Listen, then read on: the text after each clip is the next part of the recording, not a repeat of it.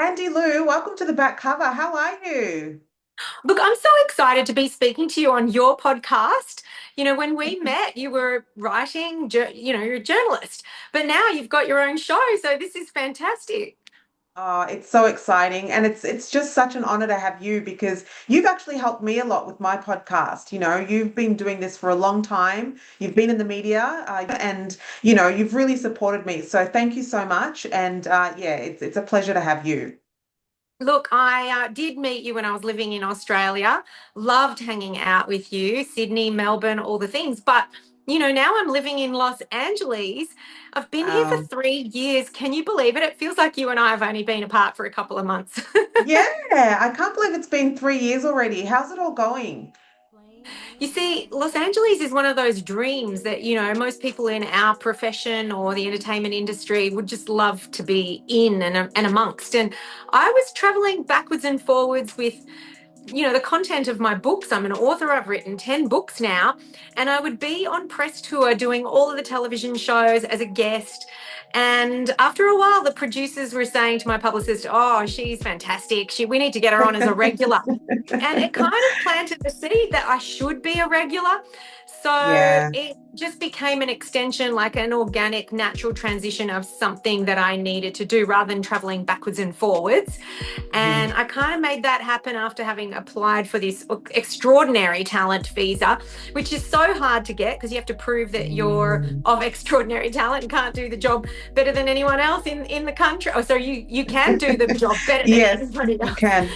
Yeah. So when that happened, I guess that was a little bit of a I guess like a blessing, a gift, and maybe just confirmation and affirmation that I should be here because, Yeah. lots of people would say, we need you here. And so it was this like, I guess, responsibility and calling that America needed a wellness expert. We needed to learn more, right?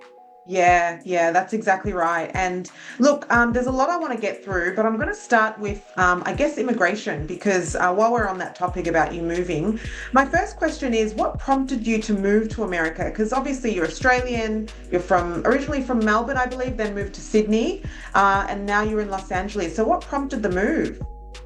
Look, I could have easily stayed living happily ever after in Bondi Beach, Sydney. It was just the most incredible wellness experience. So, what more could a wellness expert want with that lifestyle there? But yeah, with this opportunity to move to LA on this extraordinary talent expert visa, it really was just a divine mission. And I think that the process to go through that, to prove that, you have extraordinary ability is just so difficult. And I guess, I went for it. And with, it being so difficult to live in America and then also to earn the US dollar is such a privilege, right? It's so strong Mm. that, and having said that, it's just as difficult to, I guess, sustain, comfortable living environments. You could have a much better living condition in Australia. But then again, I guess that tough love because you also get to earn the US dollar. So I thought, why not make it work? Everyone else is struggling for a visa and I just got granted one. So let's give it a good shot. Yeah, wow. That's really exciting. That's so cool. America for me was also a place I'd always wanted to live, and just being able to go there, like you said, is a privilege. And it was such a wonderful experience. And it looks like you've made a lot of friends. You've, created this amazing life for yourself. So well done. Oh, thank you. And I miss my, Australian friends and even just you, like just Yeah. being able to hang out with your friends in such an easy way. When you're living in Los Angeles, it really is a bit of an effort. It's such a huge place. Like, in Australia, we have highways that are maybe 2, 3 cars wide and, in LA, it's 8 cars and your body is in constant cortisol just because you're taking all these highways and freeways and things like that. Yeah. So just getting around and making plans with friends can be difficult. Also, Australia is very walking distance from like shop to shop, bar to bar, restaurant to restaurant. You can kind of pick a suburb and go, let's just hang out here, friends, and then see if we like it, and if we don't, we can move on to the next place. Well, in LA you have to make a reservation, park with valet, and then if you don't like the vibe, you have to like get back in the car, drive 10 minutes or whatever, maybe 2 hours depending on traffic, you see. So it's just a lot easier living in Australia than it is in LA, and sometimes I think, why have I done it, you know? But as I said, there's this sort of divine mission that I feel called to act on. And, you know, there is so much more opportunity. The reach is so much bigger. Think about Australia. We've got 27 million people in the entire country. That's how many people live in California. Insane. Look, I wanted to ask specifically about what your experience has been like in America, because here we're hearing a lot in the news about, you know, the political climate, especially since Trump's been in power. We've heard all kinds of stories. So I'm just curious to know, have you had a positive experience? Have you had any issues? What's going on over there? I think being involved in health and wellness and witnessing a wellness revolution is really important, and kind of like a poignant time for me to be living here under this administration. I think because after MAGA, or Make America Great Again, came out, there was a movement called MAHA, Make America Healthy Again. And it was kind of this, you know, pun and play on words where, you know, RFK Jr., who's now the HHS secretary, is the secretary of the health department, he, I guess, really wanted to help the health of the country. And so it's the first time you've seen in history, I suppose, which I find is like quite profound, where one candidate who was running very independently in RFK Jr. joined another candidate of Trump and kind of put their differences aside and went, well, let's just do this together. So I kind of saw that as healing the divide. I mean, anything about, I guess, anything in life is your perception of it too. And what I saw was, wow, this is kind of big of two grown-ass men, you know, just kind of going, we need to work together. And so, you know, I'd been following RFK Jr.'s work for many years, even before he was wanting to get involved in politics. He was an attorney and, you know, did great things in environmental health, cleaned up the Hudson River where people were getting sick from, you know, contamination in that environment. And as an environmental attorney, I just thought, well, wow, this is really important to follow. So it's not like the guy really wanted to get involved in politics either. But when that happened, I felt called to make America healthy again too. And I must say to you, I really don't care what administration this falls under. Why not just join forces and make the country healthy? It really is one of the most unhealthy places in the world.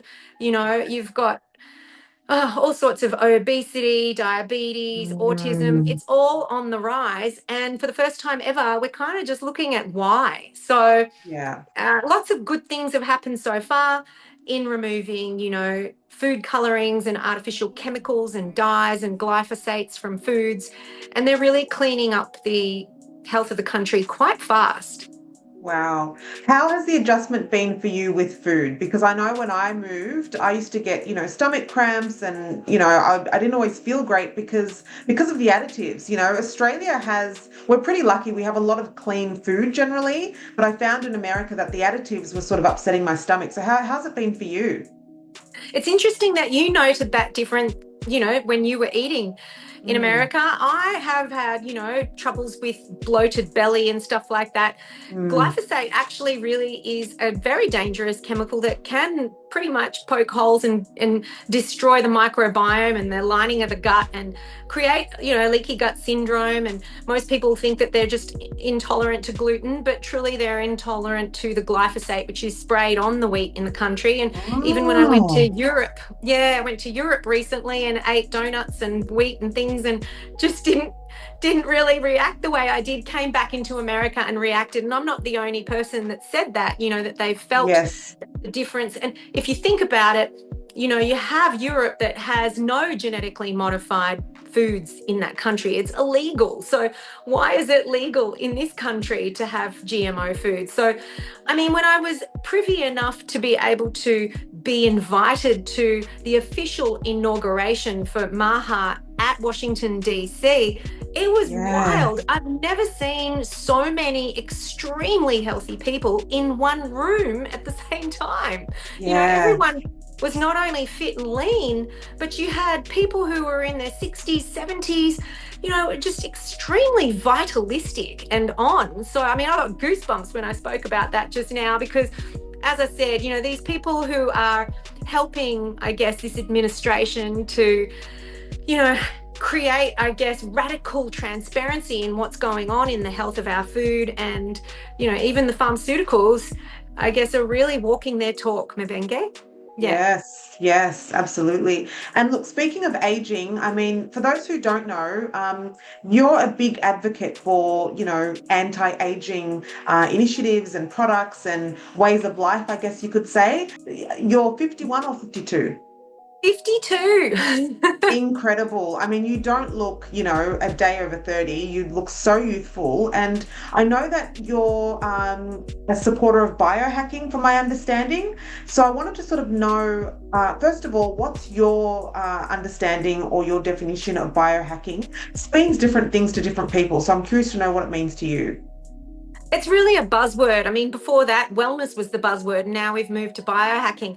I really can't stand the name, to be honest with you, because, you're not hacking into biology. You're actually optimizing biology if you're living a wellness life. And again, wellness is overused as a phrase now too. But if you're living a life that is in alignment, if you like, with your highest values to begin with, because, when I'm wellness coaching people, I'm a certified food, lifestyle and wellness coach. When people aren't living in alignment with what they're called to do, believe it or not, they become really depressed, and it creates a bit of a flow on and ripple effect in all the other decisions that they make around health. So if you're in alignment with your higher calling, or I'm really into like service, we're here to love, serve and nurture. So when you're actually shifting the focus away from yourself and going, what am I called to do? What are my God-given talents or skills, and, what lights me up? Then you're actually moving towards things that excite you. And when you're excited, you have less cortisol, you're releasing more oxytocin, more serotonin, all the chemicals that are in your body that make you really happy, and just how you perceive the world and adapt to stress is so much better through the nervous system too. So I've been a massive advocate for removing nervous system interference through chiropractic. I've won an award in 2009 from the Chiropractors Association of Australia for my dedication to the profession in public education. Wow. I've been getting adjusted weekly for, I think, 26 years now. I've not missed a week. And I don't wait for headaches or back pain. So somebody said to me yesterday, wow, even your skin tone, like it's not just in your face, because some people, use Botox and all that sort of stuff. And they can see from my entire body that I have collagen, elastin and tone. And they're like, what's your secret? And I say, well, I don't have drugs. I've never had drugs in my life. I wouldn't even have medication if, unless it was an emergency. Where would we be without the best drugs, doctors, surgeons? Allopathy, full disclaimer, is there for a reason. But for just wellness and every day, it's really important to find the natural solution, because as soon as you take any kind of medicine, chemical or drug, you're destroying the microbiome again, you're interrupting the hormones in the nervous system, and then the body's got to find a way to get back to balance. So because I'm ascribing to that living, not just what I eat, but the assimilation of the nutrition as well is crucial. It's how many people aren't even having chiropractic checkups? This is crazy. You don't see, I guess, depressed people walking around with fantastic posture. They're all in this fight or flight position. So there's less blood literally in the brain, and it's all in the extremities ready to pounce. So we're in constant fight or flight, constant cortisol. Imagine what that does to the body over time. So I guess I'm living proof. And then I ended up becoming, featured in Biohack Yourself documentary, which it's earned me an IMDb credit as a film, contributor now, which is fantastic. And then that's when I went to Vegas for this fantastic premiere opening with all the other biohackers in America doing wonderful things, like Dave Asprey, even Del Bigtree was there. And, it was quite fantastic and exciting, I guess, living in America for those sorts of reasons. Absolutely. And look, I know LA has like crazy beauty standards. How have you found, beauty standards over there and sort of adjusting? Do you still feel confident in your own skin? Are you eating less? Are you eating more? Like, how are you adapting? Yeah, that's a great question, because I'll go to the gym in West Hollywood and the women are spending so much time in the bathroom before they go out and train. And I'm like, yeah, Really? I'm shocked. And I just feel like saying to these young girls, and they're young girls, just go and train, get out there Yeah. already. And I've just finished my shower and I'm getting dressed and they're Are standing they there putting really makeup on or like doing their putting hair or makeup what? on, redoing their hair, just even adjusting their like outfits. And it's just crazy how Yeah. self-conscious they are. And I've put some time, and thought into this. And it really boils down to the Hollywood world, or even just now our Mm, social media world, seeing our reflections way too often than we're designed to. So mhm. we're not supposed to, look at ourselves in selfie mode ever. We're not supposed to look in a mirror that often, because that's what essentially this is, a mirror. Yeah. Before we invented mirrors, we may have looked at our reflection in the reflection of a pool, of a pool of water, lakes. And that was our reflection, glass perhaps. But, and now we're just obsessed with how we look. We're looking at it in 4D, 6D, high definition, whatever it is. And Yeah.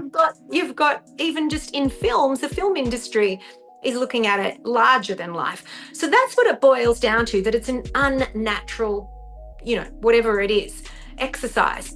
Having said that, you'll see there are more podcasts than ever before. Mm, Documentary is the way to go. We want to consume, I guess, entertainment by learning something instead of switching off.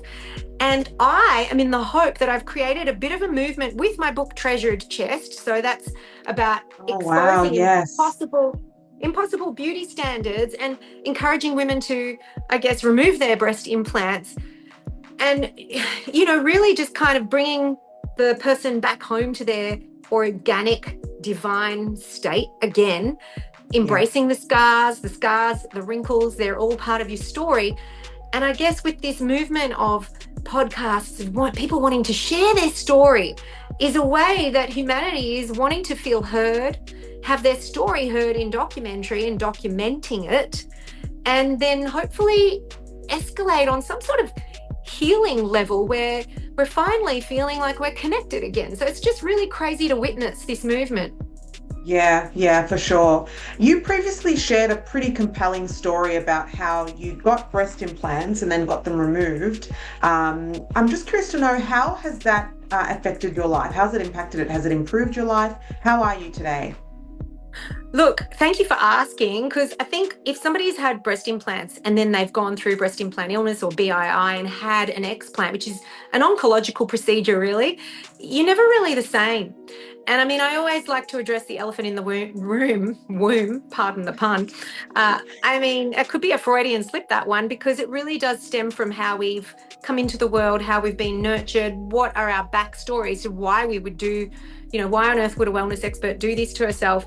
And I did reveal in the book that it was a trauma-based reason, not just aesthetics and the industry. And so many readers have been, I guess, triggered and eye-opened and said, well, wow, I've just realized my trauma. I've forgotten it. I've pushed it aside. And that was the reason that happened to me too.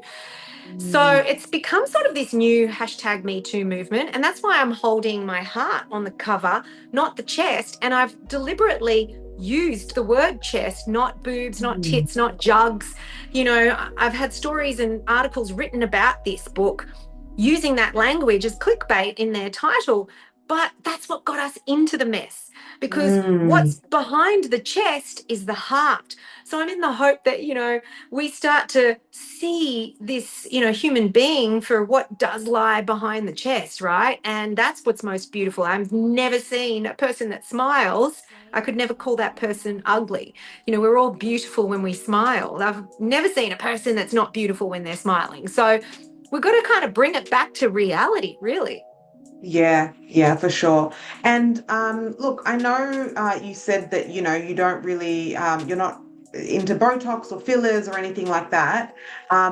It's a really big business, even here in Australia. Women of all ages are sort of turning to these things. Do you think that this sort of trend or this aesthetic is ever going to fade away? Are we ever going to go back to natural? I miss the natural looks. As much as I love glamming up and looking great, it's just, I feel prettiest personally when I'm stripped of all of that. So I'm just curious whether you think it will ever go back to natural. Yeah, you'll see people like Pamela Anderson who have, stripped off her makeup and walking around bravely and boldly and making statements. But then you look at like Justine Bateman as well. She wrote a book about not ascribing to any of the Botox and fillers, and she's got a beautiful face that tells a story about what she's gone through, I guess.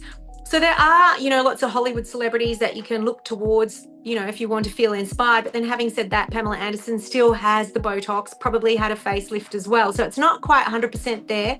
We are, all only human, having this, I guess, human experience in this spiritual world, really.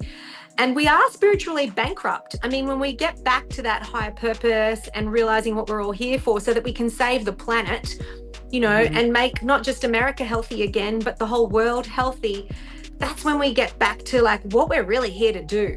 And again, it's not a self-centered mission. This is a mission for greater good right now that we should all be on, and really just heal the divide, not just with politics, but just with everything that we've had division over. Look beyond like what all politics has always done, and that is to divide us, to remember there's division, whether it's over race, religion, sex preferences, all of the things is just there to divide us. If we just get back to unity, which is, I guess, why I've loved RFK Jr.'s work as well, because during his campaign, he said, there is no red or blue. There's, yellow is an important color in the spectrum too, because we need all primary colors to make the rainbow, to make the full spectrum of who we really are. And, you can disagree with your neighbours. Like he said, he disagrees with his family members. But at the end of the day, we're all going to disagree because that's what makes us human. But we can still love each other and love harder. We're not supposed to all agree, just like we're not supposed to all have the same taste in men or women. We're all different. And just to remember the fundamentals of what this is. But, having said that, I do want to say that you don't need to age the way you've been taught. And that's the full body of my work in becoming ageless. I'm not about anti-aging. I'm about agelessness, which is that we are immortal, eternal beings that live on forever. Our stories live on forever, our souls. And, that's what I'm about. I know it's deep. But I guess, being in this well-oiled machine of LA, where you're surrounded by hyper creative people that make the best films, the best stories, the best songs, in the world, it really is a great place to kind of reflect and continue to create. Yeah, certainly. Before we get onto your podcast, I want to ask you about dating because, Andi, I have so many beautiful girlfriends inside and out who tell me that they can't get a date in LA. What is going on? And you ask that question in such a journalistic fashion, like, what is going on? It's just mind-boggling. It really is. And it's not just LA, it's the world at large. We really don't need to be married anymore because women are earning, this was I guess, this is what happened. The bottle was introduced, so breastfeeding wasn't there as often, and we didn't support that culture as much. It was only recently I was on the cover of Herald Sun, I guess, when my son was 2 years old, and we were talking about parental leave, 6 months and all that for, it's just crazy to think that it wasn't supported as much. And so it was sexy to go to work and to not stay home and to, I guess, just be that breadwinner and be that everything. And so when that happened, I feel like we also got a little bit, I guess, too driven, and had that, if you look at pop culture, had that feeling of I can buy myself flowers. That's the kind of songs that we're hearing now. I guess it's subliminally programming us all to, or is it, art? Is it that life becomes art or art becomes life? Which one came first? I don't know. But you have to be hyper aware of some of the messaging and some of the feelings behind what's happening. And if you don't like it, then create something new, or just be aware of it and work with it. I mean, at the end of the day, to really answer your question, LA in particular, as I said, it's a big place. It's very easy for people to just work their butt off, stay home, head down, bum up. You'll see that in even like other places, perhaps London, but at least London is a place a little bit like New York where you're close together. You can bump into each other. And it's those micro moments of connection throughout the day that make perhaps a more organic dating possibility. Whereas in LA, it's just too sparse. That's the way I see it. Yeah. Couple that with the fact that we've talked about the impossible beauty standards. And I see a lot of people here, driven by men being attracted to much younger women. Yeah. And it's a bit of that Peter Pan syndrome. They've never grown up. The women are expecting to never contribute. Those women just want to be kept women, I've seen. Yeah. And so it's a lot of that's been attracted in this town. I went to Europe and I didn't have a problem with men who like women my age, So Yeah. I can definitely say I think I've stayed single for 3 years thanks to LA. Wow. Well, maybe that's also why you look so amazing. No stress. I don't know. Sometimes I think it's actually unhealthy to not have a partner. I know that all relationships, take work and all of that, but it really is within us innately to I guess bond, to have someone to talk to about your day. We synchronize heartbeats, body temperature and breathing. When we're spooning someone, we both fall asleep together at the same time, and those three things are synchronized, mutual synchronicity. It's really healthy to have a partner. So anyone who's listening, if you look after yourself and you're single, she's available. I'm now on the shelf. Yeah. Amazing. And just before you go, Andi, you've got this brand new podcast. I'd love to hear about it. What can people expect to hear? Well To Do podcast is back in production. It's so exciting. We film out of a beautiful studio in Brentwood in LA.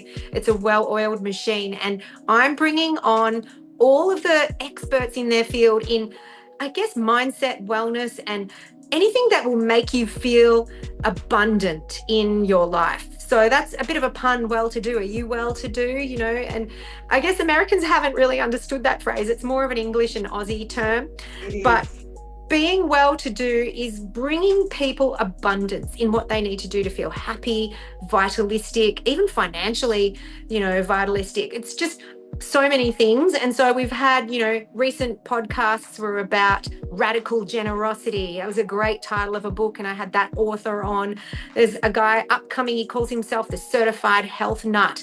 He was such a nut. He even went on to talk about apparent Ayurvedic practices of drinking your own urine. Like, I wouldn't do it. Wow. But I was curious to learn more. So I had That's a new one. Mind you, he's 60 years old. He is ripped and looks fantastic. An ex-Calvin Klein Versace model. Like, seriously. Some of the guests we've had on are just incredible, really. Amazing. Well, it sounds fantastic. And, it's always a pleasure to speak with you, Andi. Thank you so much for stopping by. Yes, thank you. And Well To Do is on Spotify, Apple, and YouTube. Fantastic.